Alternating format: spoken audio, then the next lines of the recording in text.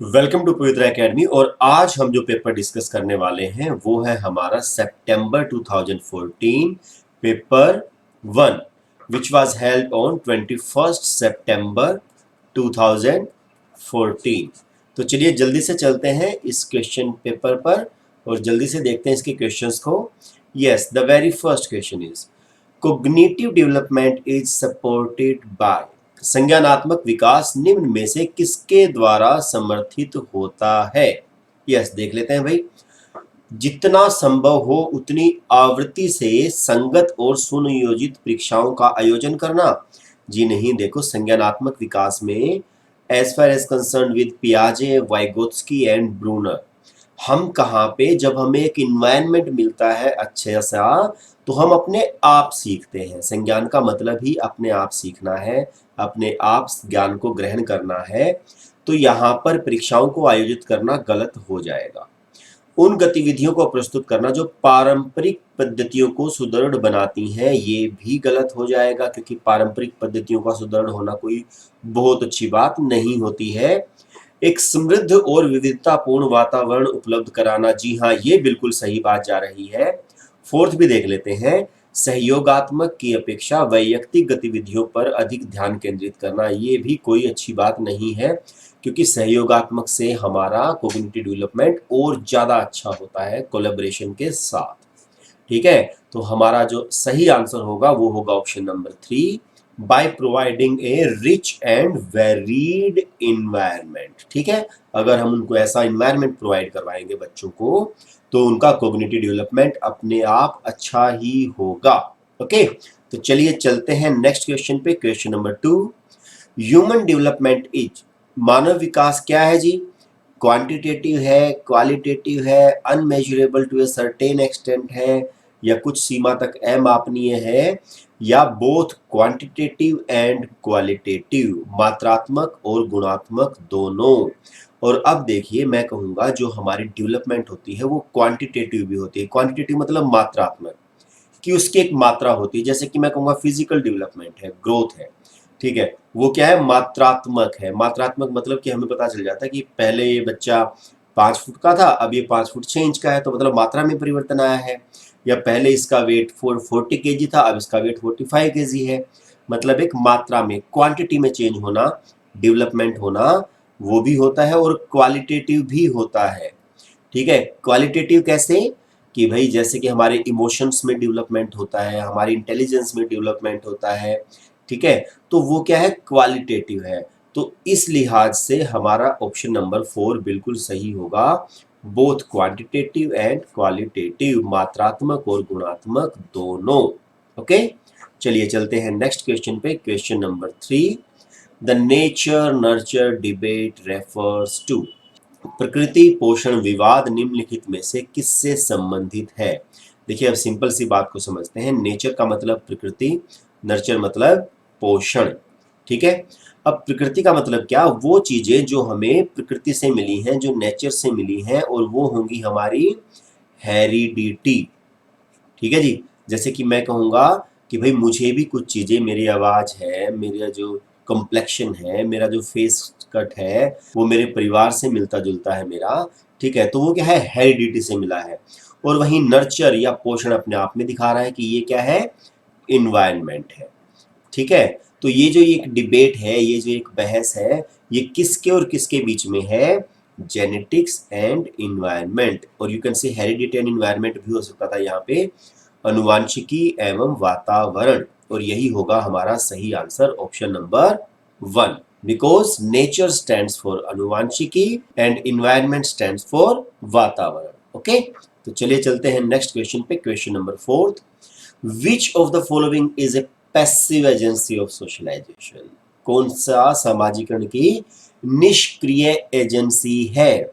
अब देखिए, एक होती है सक्रिय एजेंसी, एक होती है निष्क्रिय एजेंसी। दोनों में डिफरेंस क्या है भाई, एक होती है हमारी एक्टिव एजेंसी, एक हमारी होती है पैसिव एजेंसी। ठीक है, अब बात आती है कि भाई एक्टिव में क्या होता है और पैसिव में क्या होता है।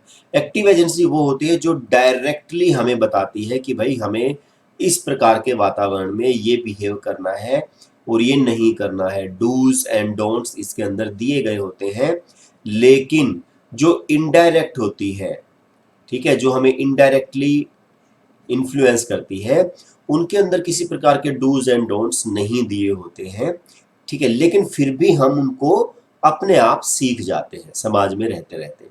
अब जैसे कि यहाँ पर हम बात करेंगे, हेल्थ क्लब है या स्वास्थ्य क्लब है, यहाँ पर डूज एंड डोंट्स होते हैं, ठीक है, तो हम सीख जाते हैं वहाँ पे। फैमिली है, फैमिली तो भाई प्राइमरी एक्टिव एजेंसी है ना, ये तो सबसे पहले होगी। इको क्लब है, इको क्लब में क्या होता है कि हम एक समूह बनाते हैं जहाँ पर इवनिंग के टाइम पे लोग मिलते हैं, एक दूसरे के साथ खेलते हैं, बातें करते हैं, ठीक है, तो वो क्या होगा, वो भी कहीं ना कहीं डूज एंड डोंट्स हैं, ठीक है, एक्टिवली आपके ऊपर प्रभाव डाल रहे हैं। लेकिन अगर बात करें पब्लिक लाइब्रेरी, ठीक है, पब्लिक लाइब्रेरी में कहीं डूज एंड डोंट्स नहीं लिखा होता है, लेकिन फिर भी हम वहाँ के जो कस्टम्स हैं, जो वहाँ के रूल्स हैं, उनके बारे में हम एक दूसरे को देख के ही अवगत हो जाते हैं कि भाई यहाँ पे नहीं बोलना है, शांत रहना है। तो यही होगा हमारा पैसिव एजेंसी का एक एग्जाम्पल, मीन टू से पब्लिक लाइब्रेरी या सार्वजनिक पुस्तकालय। ओके, तो चलिए जी नेक्स्ट क्वेश्चन पे चलते हैं, question number 5। In Vygotsky's theory which aspect of development gets neglected. Vygotsky के सिद्धांत में विकास के निम्नलिखित में से कौन से पहलू की उपेक्षा होती है। जी हाँ, कौन से की होती है, सोशल की, कल्चरल की, बायोलॉजिकल की या लिंग्विस्टिक की। अब देखिए एक बात को समझते हैं, जो वाइगोत्स्की है उनकी थ्योरी का नाम क्या है, theory of socio cultural development, ठीक है जी, सामाजिक सांस्कृतिक विकास का सिद्धांत। अब आप ये तो समझ पा रहे होंगे कि भाई यहाँ पर ना तो हम सोशल की नेग्लेक्ट कर रहे हैं, ना ही कल्चर को नेग्लेक्ट कर रहे हैं, और वहीं अगर आप समझें तो जो लिंग्विस्टिक है या जो भाषाई है वो भी कहीं ना कहीं हमारे सोसाइटी और कल्चर से रिलेटेड होता है, तो इसको भी हम नेग्लेक्ट नहीं करेंगे। कॉमन सेंस की बात बता रहा हूँ मैं, ठीक है। वैसे आप वाइगोत्स्की को अगर डिटेल में समझना चाहते हैं तो आप हमारे चैनल पे या वेबसाइट पे जाके आप वहाँ से वीडियोस देख सकते हैं, तो उससे आपको और ज़्यादा क्लियर हो जाएगा। लेकिन हाँ, इसमें कहीं भी बायोलॉजिकल बात नहीं हुई है, ठीक है, या जैविक बात नहीं हुई है, और क्योंकि कहा जा रहा है उपेक्षा होना, नेग्लेक्टेड किया गया है, और यही होगा हमारा आंसर, बायोलॉजिकल या जैविक, या हम कहेंगे कि वाइगोत्स्की ने जो हेरिडिटिकल एस्पेक्ट होता है, ठीक है जी, जो हेरिडिटरी का एस्पेक्ट होता है उसको नेग्लेक्ट किया है, उसके ऊपर ज़्यादा ध्यान नहीं दिया गया है। तो यही होगा हमारा आंसर सही, ऑप्शन नंबर 3। चलिए नेक्स्ट क्वेश्चन देखते हैं। Which of the following stages are involved when infants think with their eyes, ears and hands. 1 वर्ष तक के शिशु जब आंख, कान व हाथों से सोचते हैं तो निम्नलिखित में से कौन सा स्तर शामिल होता है। अब देखिए ये जो क्वेश्चन आया है ये आया है कहाँ से, जीन पियाजे से, ठीक है। आप देख पा रहे हैं इसमें 4 ऑप्शन है और ये चारों ही जीन पियाजे की क्या है, स्टेजेस है, ठीक है। और इनमें जो सबसे पहली स्टेज होती है, देखिए बात क्या है, 1 वर्ष तक का शिशु, ठीक है, वो जो सबसे पहली स्टेज है वो क्या है, इंद्रिय जनित गामक स्तर, ठीक है, ये पहली स्टेज होती है। ये हमारी दूसरी स्टेज होती है पूर्व संक्रियात्मक स्तर या pre operational stage. Third stage हमारी मूर्त संक्रियात्मक स्तर होती है, और फोर्थ स्टेज है अपनी अमूर्त संक्रियात्मक स्तर या फॉर्मल ऑपरेशनल स्टेज या एब्स्ट्रैक्ट ऑपरेशनल स्टेज, औपचारिक संक्रियात्मक अवस्था भी इसको बोल दिया जाता है, ठीक है। तो अब 1 वर्ष तक का शिशु है, तो जो इंद्रिय जनित गामक स्तर है इसका जो टाइम पीरियड होता है वो क्या होता है, जन्म से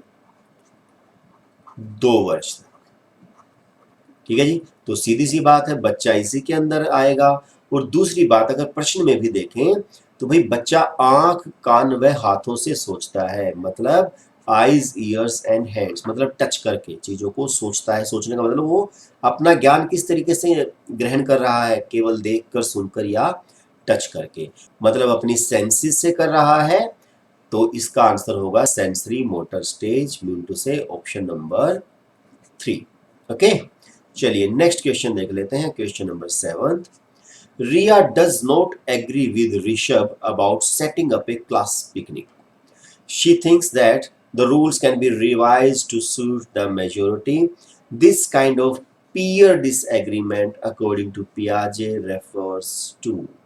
रिया कक्षा पिकनिक तय करने हेतु ऋषभ से सहमत नहीं है। वह सोचती है कि बहुमत के अनुकूल बनाने के लिए नियमों का संशोधन किया जा सकता है। यह सहपाठी विरोध पियाजे के अनुसार निम्नलिखित में से किससे संबंधित है?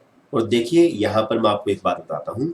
जो जीन पियाजे हैं उन्होंने एक तो दी थ्योरी ऑफ कोग्निटिव डेवलपमेंट, ठीक है जी, या संज्ञानात्मक विकास का सिद्धांत, लेकिन उन्होंने एक और भी theory the, theory of moral development, ठीक है जी, नैतिक विकास का सिद्धांत। और जी हाँ, मुझे पता है मोरल डेवलपमेंट की थ्योरी कोलबर्ग ने दी थी, लेकिन कोलबर्ग ने भी मोरल डेवलपमेंट की अपनी थ्योरी जीन पियाजे की थ्योरी से प्रभावित होकर ही बनाई थी, ठीक है। तो मतलब उनसे पहले उन्होंने वो थ्योरी दे दी थी। और यहाँ पर जैसे कि जो रिया है वो नहीं है सहमत, वो क्या कहती है, भाई मेजोरिटी के अनुसार रूल्स को चेंज किया जा सकता है। और इस प्रकार की जो सोच है उसको कहा जाता है मोरलिटी ऑफ कोऑपरेशन, ठीक है जी, सहयोग की नैतिकता, ठीक है। मतलब वो जो और बच्चों की तरह सामाजिक रूल्स हैं बस उनको मानना है, उसको वो नहीं मान रही है, वो सहयोग की नैतिकता को लेकर चल रही है, ठीक है। तो यही होगा हमारा answer, option number 4। Yes, next question देख लेते हैं। Which one of the following is a form of Sternberg's triarchic theory of intelligence? Sternberg का बुद्धि का त्रिस्तरीय सिद्धांत का एक रूप है। यस, कौन सा एक रूप है? चलिए जानते हैं थोड़ा सा स्टर्नबर्ग के बारे में। एक्चुअली ये जो थ्योरी है ये दी गई है रॉबर्ट स्टर्नबर्ग के द्वारा। और इन्होंने क्या कहा कि जो इंटेलिजेंस होती है वो 3 टाइप की होती है, 3 टाइप्स की होती है। इन्होंने 3 प्रकार बताए हैं, इसीलिए इसको त्रिस्तरीय सिद्धांत कहा जाता है, त्रितंत्र कहा जाता है, ट्राइआर्किक कहा जाता है। और इन 3 में जो सबसे पहली इंटेलिजेंस है वो है अपनी एनालिटिक इंटेलिजेंस, या हिंदी में हम कहेंगे विश्लेषक बुद्धि। सेकंड है अपनी क्रिएटिव इंटेलिजेंस, या हम कहेंगे सृजनात्मक बुद्धि।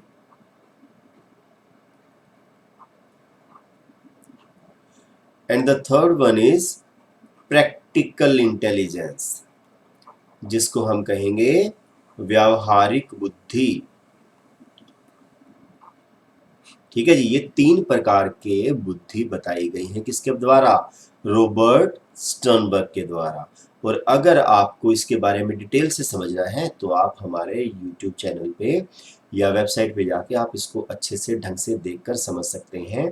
तो जैसा कि मैंने कहा कि जो थर्ड टाइप है वो क्या है? Practical intelligence. तो हमारा आंसर होगा ऑप्शन नंबर 1 जो कि दिया गया है यहाँ पे। ओके, चलिए चलते हैं नेक्स्ट क्वेश्चन पे, question number 9th। Who developed the first intelligence test? किसने सबसे पहले बुद्धि परीक्षण का निर्माण किया? और ये किया था एल्फ्रेड बिने ने, ठीक है ये एल्फ्रेड बिने ने सबसे पहले किया था।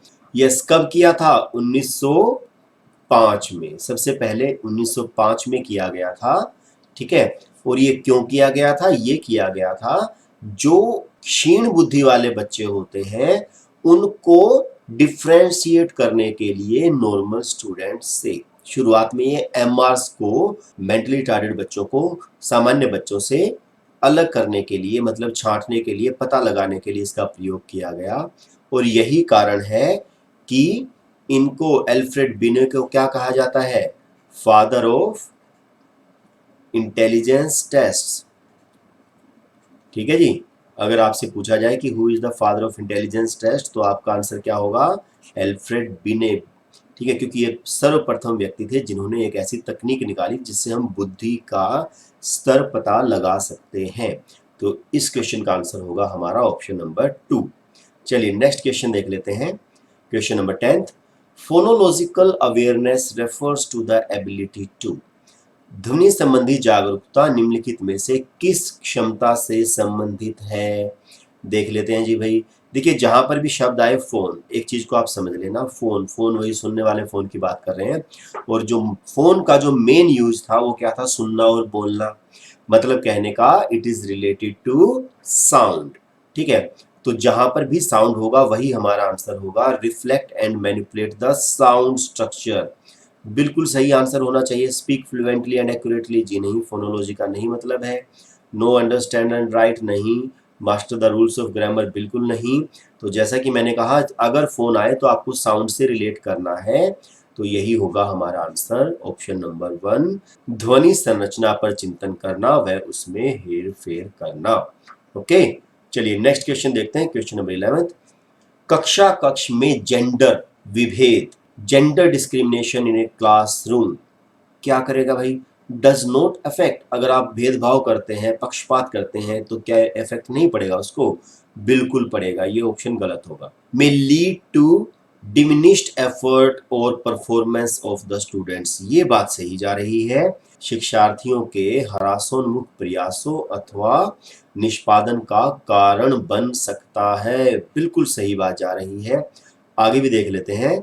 पुरुष शिक्षार्थियों के वृद्धि उन्मुख प्रयासों अथवा निष्पादन का कारण बन सकता है, ऐसा देखो भाई, पुरुष और स्त्री की हम बात नहीं करेंगे।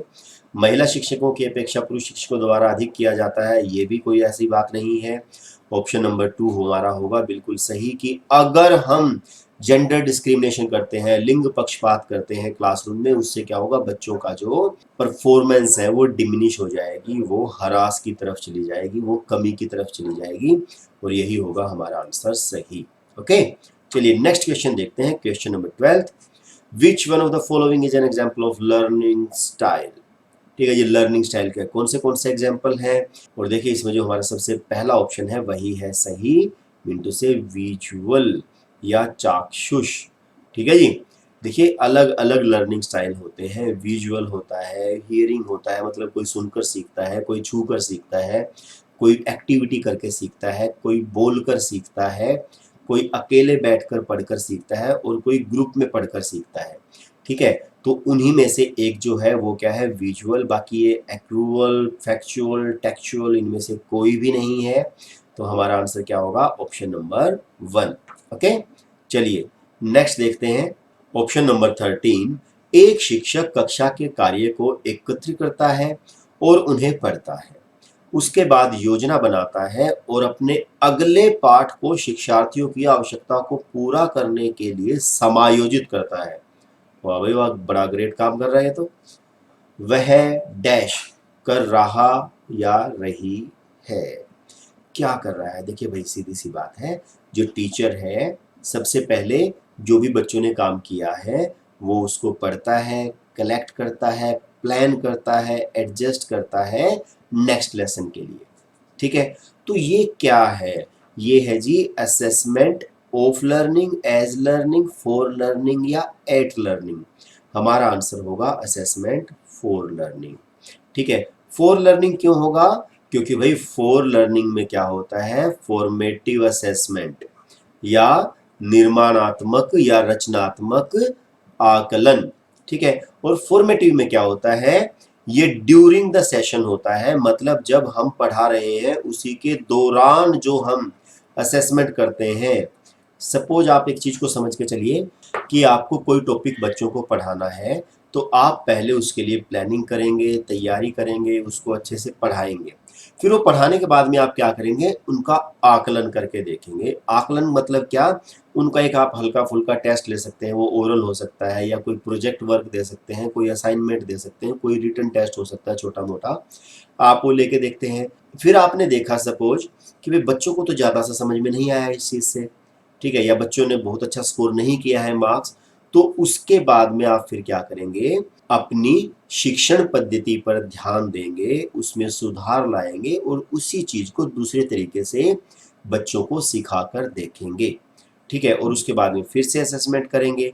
तो इससे आपको क्या पता चलता है? आप एक ऑर्गेनाइज करते हैं, एडजस्ट करते हैं, प्लान करते हैं ड्यूरिंग द रनिंग सेशन, दौरान। और वही जो हमारा असेसमेंट ऑफ लर्निंग होता है, इसको क्या कहा जाता है? समेटिव असेसमेंट, ठीक है जी, या संकलनात्मक मूल्यांकन या योगात्मक मूल्यांकन। इसमें क्या होता है? ये होता है at the end of the session, ठीक है। इसमें क्या देखा जाता है कि भाई आपने कितना कुछ सीखा है, ठीक है। तो लेकिन यहाँ पर क्या है कि भाई प्लान करना, एडजस्ट करना, रीड करना, ठीक है। तो ये सब के सब किस में आ जाएंगे, असेसमेंट फॉर लर्निंग और यू कैन से फॉर्मेटिव असेसमेंट में, और यही होगा हमारा आंसर सही। चलिए नेक्स्ट क्वेश्चन देखते हैं, question number 14। Teachers who work under school based assessment, वे शिक्षक जो विद्यालय आधारित आकलन के अंतर्गत कार्य करते हैं। ये सबसे पहले समझ लेते हैं स्कूल बेस्ड असेसमेंट क्या होता है। असेसमेंट तो अपना आकलन हो गया, मिनटों से एक टेस्ट लेना हो गया, और स्कूल बेस्ड क्या है, देखिए एक कॉन्सेप्ट है, वो ये कहता है कि जो असेसमेंट होना चाहिए वो स्कूल बेस्ड होना चाहिए, मिनटों से टीचर के द्वारा होना चाहिए। टीचर के द्वारा का मतलब क्या है कि जिस स्कूल में बच्चा पढ़ता है उसी स्कूल का टीचर ही उनको असेस करे। क्यों? क्योंकि देखो भाई, जो बच्चे होते हैं वो इंडिविजुअली डिफरेंट होते हैं, सब में अलग अलग प्रतिभा होती है। अब आप सभी पूरी क्लास के बच्चों को, सभी बच्चों को एक ही तरीके से आप असेस नहीं कर सकते, ठीक है। तो इस बात का पता किसको है, जो खुद उनका टीचर है उसको पता है ना, कि भाई कौन सा बच्चा कैसा है, किस चीज में बेटर है। लेकिन आमतौर पर क्या देखा गया है कि एग्जाम को जो सेट करने वाला टीचर होता है वो किसी दूसरे स्कूल का है, बाहर वाले स्कूल का है, ठीक है। तो इस चीज को समझते हुए एक कॉन्सेप्ट आया स्कूल बेस्ड असेसमेंट, कि भाई स्कूल का जो उनका टीचर है वही उनके लिए टेस्ट क्रिएट करे, वही उनको असेस करे, ठीक है, वही उनका आकलन करे। क्यों? क्योंकि उनको बेहतर पता है उनकी स्ट्रेंथ्स और वीकनेसेस का, ठीक है। अब इस चीज को समझ लेते हैं भाई, ऑप्शंस की तरफ चलते हैं। Are overburdened as the need to take, देखिए हम कभी भी ओवरबर्डन नहीं होंगे, ठीक है। हमारा काम क्या है, बच्चों को शिक्षा देना, तो हम कभी भी ये नहीं कहेंगे कि भाई हमारे ऊपर कार्य का बोझ बहुत अधिक रहता है, ये अपने आप में नेगेटिव चला गया ऑप्शन, ठीक है। उन्हें प्रत्येक शिक्षार्थी को प्रत्येक विषय में परियोजना कार्य देना पड़ता है, ऐसा तो कुछ नहीं कहा गया है कि भाई प्रत्येक विद्यार्थी को प्रत्येक विषय में परियोजना कार्य ही दो, अलग अलग तरीके हो सकते हैं। शिक्षार्थियों के मूल्यों और अभिवृत्तियों का आकलन करने के लिए रोजाना उनका सूक्ष्म अवलोकन करते हैं, ये बात सही हो सकती है। Feel a sense of ownership for the system. अब देखिए ये जो क्वेश्चन है ये थोड़ा कंट्रोवर्शियल है, मुझे जहां तक लगता है उसका आंसर ये सही होना चाहिए कि भाई ये ऐसे में क्या होता है कि जो टीचर है वो बच्चों को माइन्यूटली ऑब्जर्व करता है, observe students minutely on a daily basis, daily करता है भाई टीचर तो, to assess their values and attitudes. लेकिन अगर मैं बात करूं सीटेट की आंसर की तो उन्होंने जो सही आंसर दिया था वो दिया था option number 4, the teacher feels a sense of ownership for the system, जो कि थोड़ा नेगेटिव जा रहा है। अगर ओनरशिप आपको नहीं देनी है तो फिर आप स्कूल बेस्ड असेसमेंट को खत्म करिए। तो मैं यही कहूंगा कि अगर आपको जाना है की के हिसाब से तो आपका ऑप्शन नंबर 4 सही है, लेकिन जहां तक मेरी समझ है, मुझे जहां तक लगता है ऑप्शन नंबर 3 ही इसका आंसर होना चाहिए था, ठीक है। तो चलिए ये अभी आपका ये विवेक है कि आप कैसे इस क्वेश्चन को लेते हैं, ठीक है। तो चलिए चलते हैं भाई नेक्स्ट क्वेश्चन पे, question number 15। How do grades differ from marks, grade अंकों से कैसे अलग हैं। This question belongs to which of the following classes of questions, यह प्रश्न निम्न में से किस प्रकार के प्रश्नों से संबंध रखता है। अब देखो भाई सबसे पहली बात तो मैं ये बता दूं कि ये जो क्वेश्चन है ये रिलेटेड है हमारा ब्लूम्स टैक्सोनॉमी से, ठीक है जी। ब्लूम्स टैक्सोनॉमी मतलब कि ब्लूम के जो कोग्निटिव डोमेन में जो उन्होंने 6 डोमेन बताए हैं उनमें से ये क्वेश्चन बन रहा है। क्यों? क्योंकि देखिए क्वेश्चन क्या है, how do grades differ from marks, मतलब डिफरेंस पूछा गया है, दो चीजों की कंपैरिजन के लिए कहा गया है। और जब हमें किन्हीं दो चीज का कंपैरिजन करना होता है तो हमें उनकी क्या करनी पड़ती है, एनालिसिस करनी पड़ती है, हमें उनका विश्लेषण करना पड़ता है। और यही होगा हमारा आंसर ऑप्शन नंबर 2 बिल्कुल सही, ठीक है। ये कहाँ पे आता है भाई, कौन सी स्टेज पे आता है, 4th लेवल है ये, ठीक है ना। It is the 4th level of Bloom's taxonomy's cognitive domain, है ना। कोग्निटिव डोमेन में लोड्स एंड होट्स हैं, ठीक है। तो होट्स का फर्स्ट लेवल यू कैन से, और टोटल का 4th लेवल हमारा आ जाता है एनालिसिस, ठीक है। तो यही होगा हमारा आंसर, क्योंकि हमें इसके अंदर विश्लेषण करने की आवश्यकता है। ठीक है। और यदि आपको ब्लूम्स टैक्सोनॉमी के बारे में ढंग से समझना है, अच्छे से समझना है, तो आप हमारे YouTube चैनल या वेबसाइट पे जाके समझ सकते हैं। Yes, next question. Girl students, छात्राएं, learn questions on mathematics well but face difficulty when they are asked to reason them out। ऐसा तो कुछ नहीं है भाई, गलत बात है ये तो जेंडर डिस्क्रिमिनेशन हो रहा है, बिल्कुल भी हम इस चीज को सही नहीं मानेंगे। Are as good in mathematics as boys of their age, ये बात सही है कि यहाँ पर दोनों को बराबर बताया गया है, अपनी उम्र के लड़कों की तरह गणित में अच्छी हैं, ये हमें एक्सेप्ट करना है, ठीक है। परफॉर्म लेस कॉम्पिटेंटली इन स्पेशल कॉन्सेप्ट्स देन बॉयज, देखिए जहां पर भी कंपैरिजन होगा वह उसको हम गलत समझेंगे। Possess more linguistic and musical abilities, ये भी गलत होगा क्योंकि यहाँ पर भी कंपैरिजन है, तो हमारा आंसर होगा ऑप्शन नंबर 2 बिल्कुल सही। ओके, चलिए अब नेक्स्ट क्वेश्चन देख लेते हैं, question number 17। Difficulty in recalling sequence of letters in words and frequent loss of using memory is associated with, शब्दों में अक्षरों के क्रम को पढ़ने में कठिनाई का अनुभव करना और अक्सर चाक्षुष स्मृति का ह्रास डैश से संबंधित है। वेरी इजी क्वेश्चन, ये किससे संबंधित होगा? डिसलेक्सिया से, ठीक है जी। डिसलेक्सिया क्या है? एक रीडिंग डिसऑर्डर है, ठीक है जी। ये क्या है? एक रीडिंग डिसऑर्डर है या पठन अक्षमता है, ठीक है। और पठन अक्षमता क्यों होगी? जब हमारा फ्रीक्वेंट लॉस होगा विजुअल मेमोरी का, मतलब हमने कुछ देखा और वो ध्यान नहीं रहा, तभी तो होगा ना, ठीक है। या फिर लेटर्स के सीक्वेंस वगैरह का, तभी तो पढ़ने में दिक्कत आएगी बच्चे को। तो यही होगा हमारा आंसर सही, ऑप्शन नंबर 1 डिसलेक्सिया। ओके, चलिए चलते हैं भाई नेक्स्ट क्वेश्चन पे, question number 18। Education of all in schools for all could be a tagline for which of the following, सभी के लिए विद्यालयों में सभी की शिक्षा निम्नलिखित में से किसके लिए प्रचार का वाक्य हो सकता है? और ये हो सकता है इंक्लूसिव एजुकेशन का या समावेशी शिक्षा का, क्योंकि समावेशी शिक्षा का जो कॉन्सेप्ट है वो यही कहता है कि हमें सभी प्रकार के बच्चों को, चाहे वो वंचित वर्ग से हैं, चाहे वो दिव्यांग हैं, चाहे वो गर्ल्स हैं, सभी प्रकार के बच्चों को एजुकेशन देनी है। और कहाँ देनी है? स्कूल्स फॉर ऑल में, मतलब जो रेगुलर स्कूल है उन्हीं में ही आपको शिक्षा देनी है सभी को। और ये किसने कहा? RTE 2009 ने कहा, इंक्लूसिव एजुकेशन के अंतर्गत, ठीक है। तो यही होगा हमारा आंसर, इंक्लूसिव एजुकेशन सही। यस, नेक्स्ट क्वेश्चन देखते हैं, question number 19। Fluency, elaboration, originality and flexibility are the factors associated with, प्रवाहपूर्णता, व्याख्या, मौलिकता और लचीलापन किसके साथ संबंधित तत्व है? अब देखिए फिर से ये कंट्रोवर्शियल क्वेश्चन है।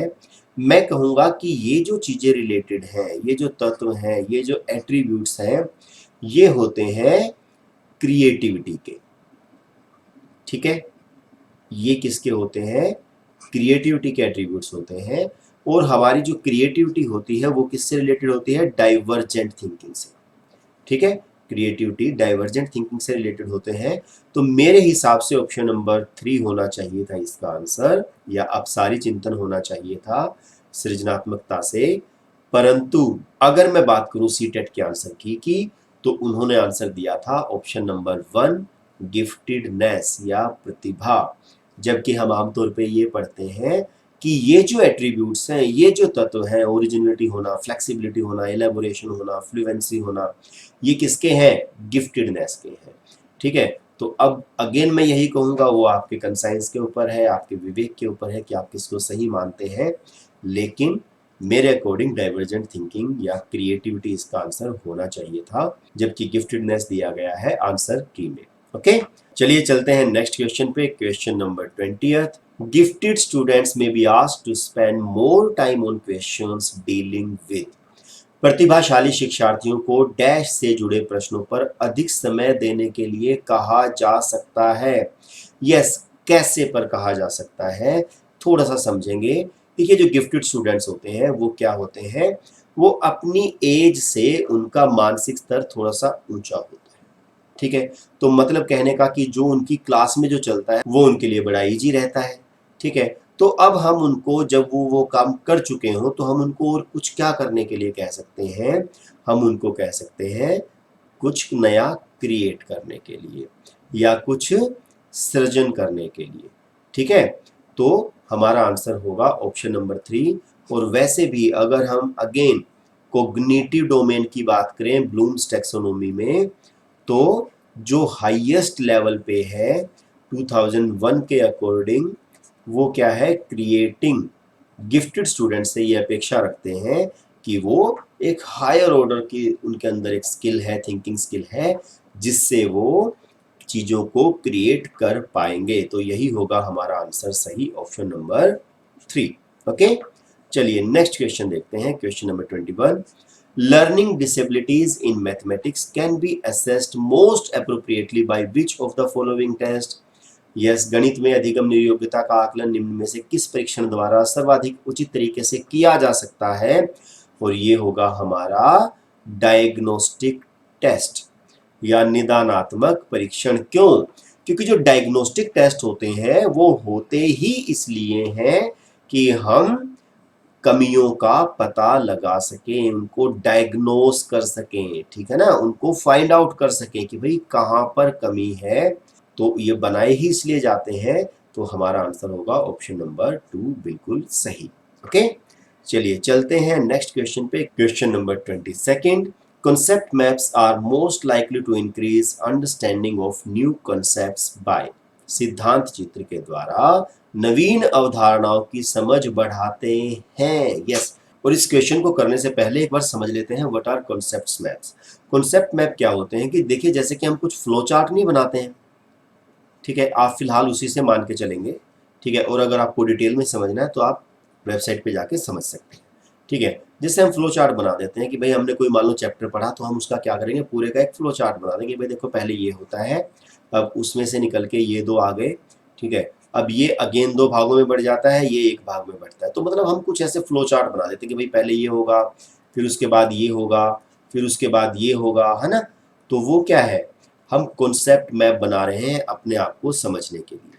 ठीक है, अब चलते हैं ऑप्शंस के ऊपर। Transferring knowledge between content areas, बात सही है, लेकिन देखते हैं शायद इससे बेटर भी कुछ मिले। Focusing attention on specific detail, विशिष्ट विवरण पर एकाग्रता केंद्रित करने के लिए, ये बात भी सही जा रही है। इससे बेटर भी अगर होता है तो देखते हैं। Prioritising academic content for study, बात ये भी सही लग रही है, पॉजिटिव ही है। Increasing ability to organize information logically, ये बात बिल्कुल सही है।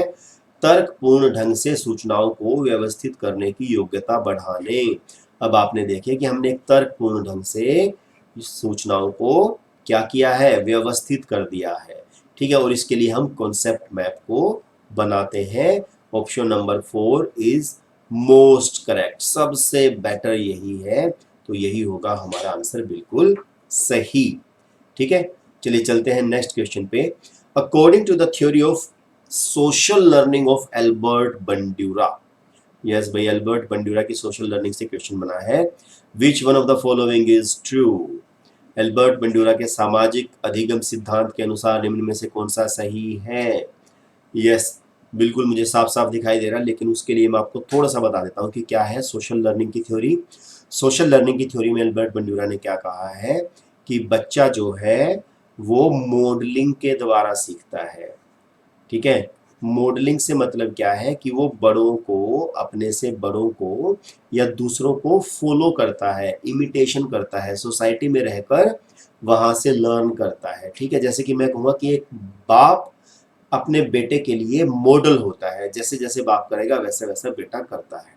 ठीक है, तो हमारा जो आंसर है वो भी होगा ऑप्शन नंबर 2, क्योंकि बंदूरा यही बात करते हैं, modeling is a principal way for children to learn. जहां पर भी मॉडलिंग आएगा वही होगा हमारा answer in case of social learning, और यू कैन से बंडूरा। ठीक है, बच्चों को सीखने के लिए प्रतिरूपण या मॉडलिंग का एक मुख्य तरीका है, यही है हमारा आंसर बिल्कुल सही। ठीक है, क्योंकि ये कहां से पूछा गया था, सोशल लर्निंग से पूछा गया था। ओके, चलिए चलते हैं नेक्स्ट क्वेश्चन पे, question number 24। Deductive reasoning involves, निगमनात्मक तर्कणा में शामिल है, क्या शामिल है भाई निगमनात्मक तर्कणा में।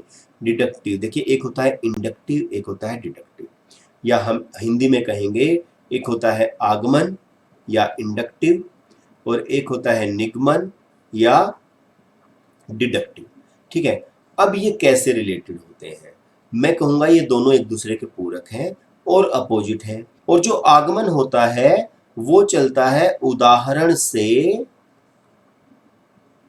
नियम की तरफ, और वहीं जो निगमन होता है वो चलता है नियम से उदाहरण की तरफ। ठीक है, अब इस प्रश्न के ऊपर आते हैं, सामान्य से विशिष्ट की ओर की तर्कणा या विशिष्ट से सामान्य की ओर की तर्कणा। ठीक है, ज्ञान का सक्रिय निर्माण और पुनर्निर्माण ये तो होगा नहीं, इन दो में से ही एक मिलेगा। अन्वेषण परक सीखना और स्वतः खोज परक संबंधी पद्धतियां ये भी नहीं होगा। तो अब समझते हैं कि भाई सामान्य से विशिष्ट होगा या विशिष्ट से सामान्य होगा। अब देखिए बात आती है निगमनात्मक तर्कणा की या निगमन की, और निगमन चलता है कहां से कहां तक? नियम से उदाहरण की तरफ। ठीक है, और जो नियम होते हैं वो सामान्य होते हैं या विशिष्ट होते हैं, या जनरल होते हैं या स्पेसिफिक होते हैं या पर्टिकुलर होते हैं? ठीक है, जो नियम होते हैं ध्यान से सुनना, वो क्या होते हैं? जनरल होते हैं। जनरल मतलब सामान्य, सामान्य मतलब क्या? वो सबके ऊपर लागू है। जैसे कि मैं कहूंगा कि भाई जो डेथ है, ठीक है ना, every human being you and me have to die one day और अनदर, है ना, हमें एक ना एक दिन यहाँ से जाना पड़ेगा। ये सामान्य सी बात है, जनरल सी बात है। ठीक है, या मैं कहूंगा ये एक नियम है। और जब हम नियम से उदाहरण की तरफ जाते हैं तो वो क्या होता है? निगमन। तो यहां पर क्या है? General to particular. ठीक है, और यही होगा हमारा आंसर सही, ऑप्शन नंबर 1। और अगर आपको इंडक्टिव डिडक्टिव के बारे में समझना है तो आप समझ सकते हैं हमारे यूट्यूब चैनल या वेबसाइट से। ओके, चलिए चलते हैं भाई नेक्स्ट क्वेश्चन पे। When children learn a concept and use it, practice helps in reducing the errors committed by them. This idea was given by. जब बच्चे एक अवधारणा को सीखते हैं और उसका प्रयोग करते हैं तो अभ्यास उनके द्वारा की जाने वाली त्रुटियों को कम करने में मदद करता है। यह विचार डैश के द्वारा दिया गया, या किसके द्वारा दिया गया? अब मैं कहूंगा इसका आंसर है ई एल थॉर्नडाइक। क्यों? क्योंकि ई एल थॉर्नडाइक ने क्या किया था? एक सिद्धांत दिया था, theory of trial and error. ठीक है जी, या हम कहेंगे त्रुटि व प्रयास का सिद्धांत। ठीक है जी, ये सिद्धांत किसने दिया था? ई एल थॉर्नडाइक ने। किसके ऊपर एक्सपेरिमेंट किया था जी? बिल्ली के ऊपर किया था। ठीक है, बिल्ली के ऊपर उन्होंने एक्सपेरिमेंट किया था। किसने? ई एल थॉर्नडाइक ने। ठीक है, और उन्होंने यही बताया था कि भाई जैसे जैसे हमारे प्रयास की मात्रा बढ़ती है वैसे वैसे हमारे त्रुटि की मात्रा कम होती जाती है। और यही आ रहा है इसमें कि भाई अभ्यास करने से त्रुटियों को कम करने में मदद करता है। ठीक है, तो हमारा आंसर होगा कौन सा? ऑप्शन नंबर 1 बिल्कुल सही, ई एल थॉर्नडाइक। चलिए चलते हैं नेक्स्ट क्वेश्चन पे, question number 26।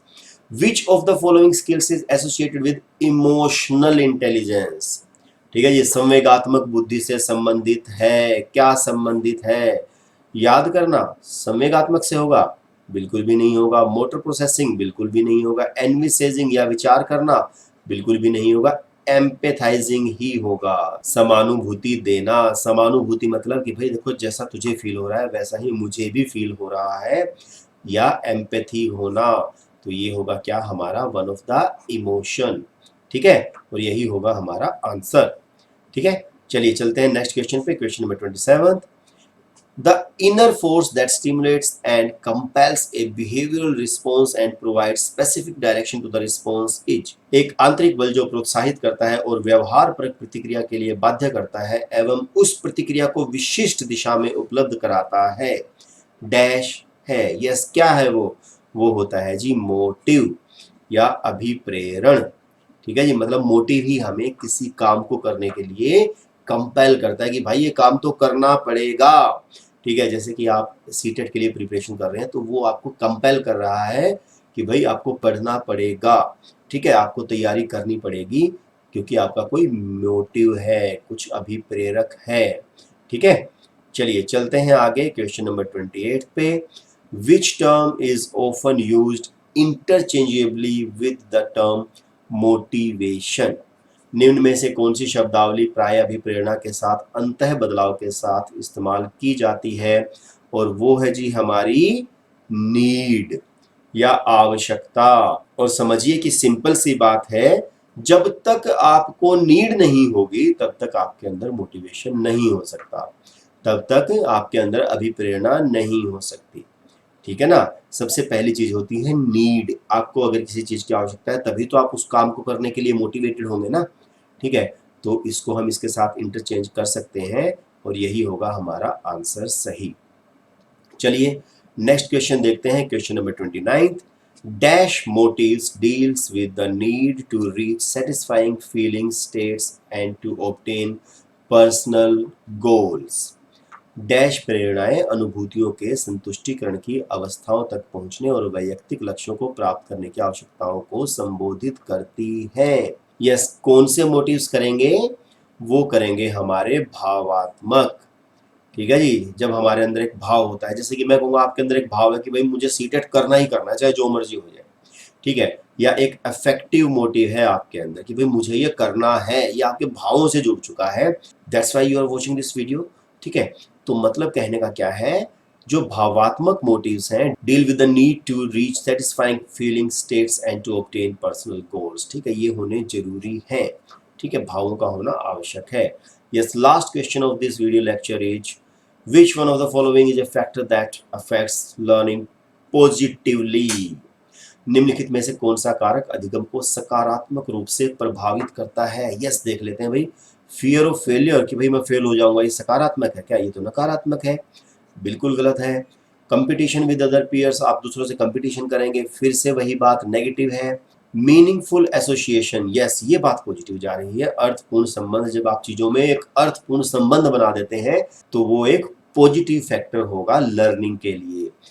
Pressure from parents again negative है, तो ये भी हमारा आंसर नहीं होगा। हमारा सही आंसर है ऑप्शन नंबर 3, मीनिंगफुल एसोसिएशन, और यू कैन से अर्थपूर्ण संबंध। ठीक है, तो चलिए, होपफुली आपको इस वीडियो लेक्चर से काफी बातें सीखने को मिली होंगी। तो जल्दी ही मिलते हैं नेक्स्ट वीडियो लेक्चर के साथ, एक और नए पेपर के साथ। तब तक के लिए thank you so much, have a nice day and stay tuned with Pavitra academy.